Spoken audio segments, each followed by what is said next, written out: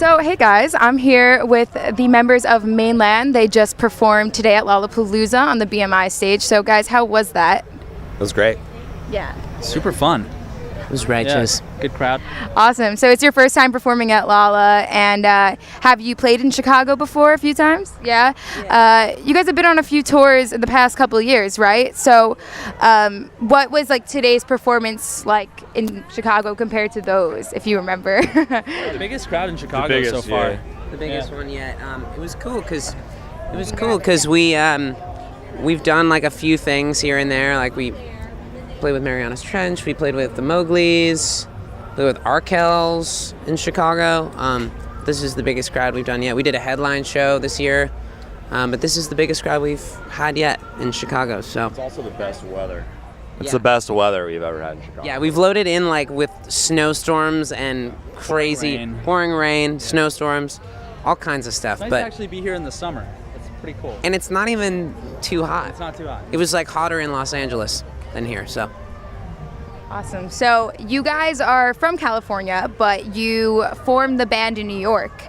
So what about New York kind of inspired your rock sound?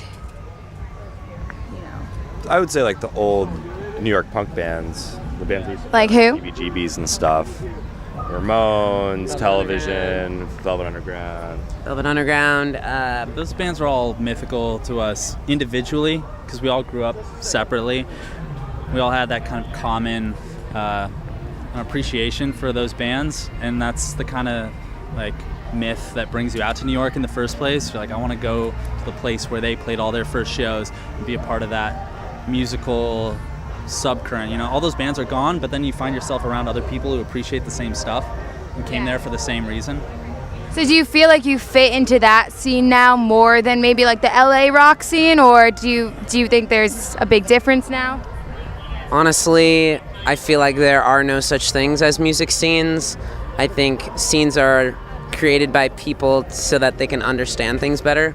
But right now, I feel like there is this mass migration of New York bands to LA, and there is a scene in LA right now of alternative bands like making cool rock music and writing on each other's records, producing songs for each other, touring with each other. We opened for the Mowgli's. We've written songs with the Mowgli's. We brought out this band called Rad Horror, who are managed by our manager, and they're in the LA music scene. The Technicolors, they're from Phoenix, Arizona, and they're making their way out to California too, bit by bit. They just moved into our practice space. Yeah. We're sharing a studio with them. Who else? Well, I mean, Lovely, the band, is like, I wrote a song with Mitchie. Now Rad Horror, who we took on tour, is going on tour with them. So it is kind of like this incestuous thing. It's so tightly knit and small. We've met more people in LA in the last year than we met in 3 or 4 years in New York. Well, I think it's just been hard for like New York to sustain its artistic community because the spaces are smaller. It's more expensive than LA.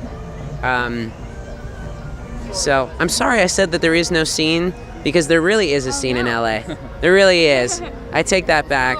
There's a music scene in LA, and it's happening, and it's cool because I feel like people, they think of LA as like this Hollywood place, but there's other parts of LA that are becoming awesome, and bands are just like making records like in their houses and sharing their creative energy with each other. I think it's much more alive in LA than it is in New York.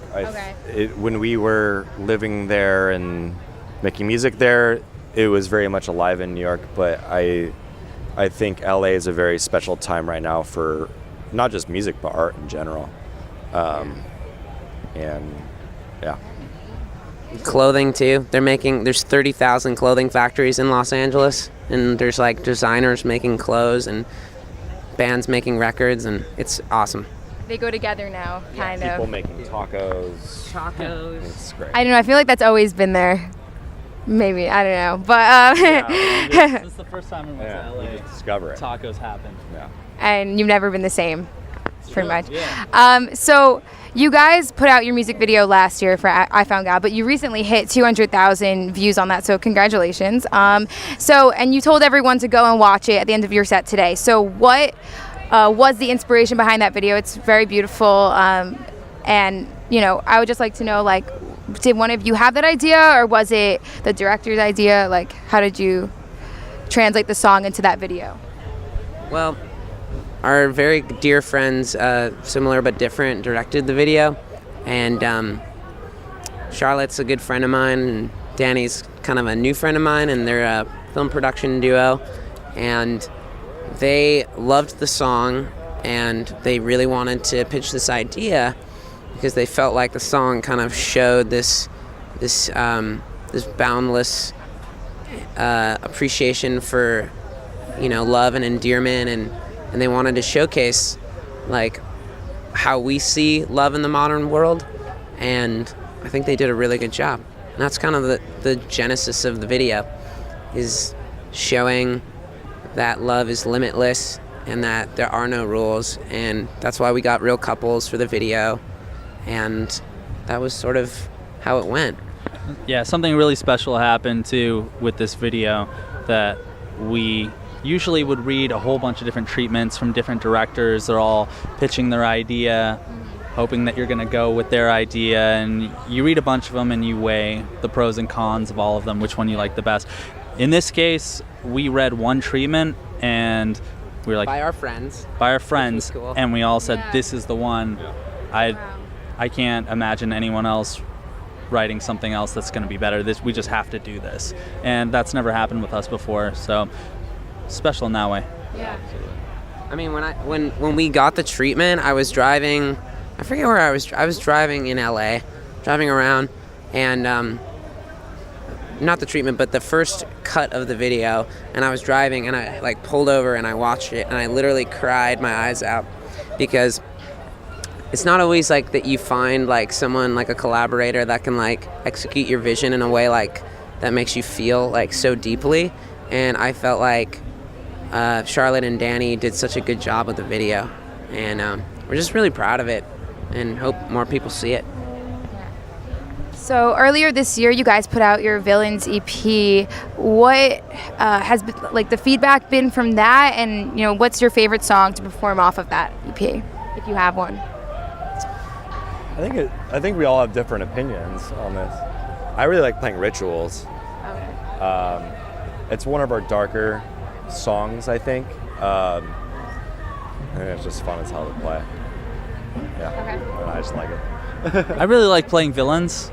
We like to start our set these days with Villains, just kick things off. It's really fun, but in terms of favorite song, changes all the time. Just a few different moods on there, and I have a hard time keeping my favorite song from like month to month or week to week. Honestly, the reception's been really positive. Like we didn't know what to expect. We dropped a few singles before it and leading up to it, and people have been sharing it and just listening to it a lot, which is all we can ask for. And our fans like some of the songs that I didn't expect them to like Rituals, because it's like darker, and so that was really cool. Like when we play that song live, people really get into it. But I like Hometown. That's my favorite off the EP. It's the most personal to me. So, but we're really happy with how the EP's being received. We're here at Lollapalooza, so couldn't say that last year. Yeah, I love it. So I think you guys did a great job. So I think you tweeted that you have some music in the works, and you might have an album on the way. So can you guys tell us anything about that, if you are planning on releasing an album or another EP? Yeah, you just gotta stay tuned. Top secret, 100%. Stay tuned, you'll see. Except for whatever Jordan's about to say. We recorded a record with our friend Colin Britton, and just waiting on it, really. Colin, finish the mixes, dude. We're just gonna cut that part out. Yeah, cut that out. Send them the link. We've been working on the record for a while, slowly. We've been touring so much this year that we haven't had a ton of time to finish it up, but we are constantly like adding new songs to the mix. So we'll just see. We're always writing. We never stop writing. So yeah, we have an album being mixed right now, but we're still writing. Like, we have an album being mixed, but we always have an album's worth of material like in the bag. It's just, what are we going to be most proud of? And the EP is just the first chapter of that. So expect more music by the end of the year.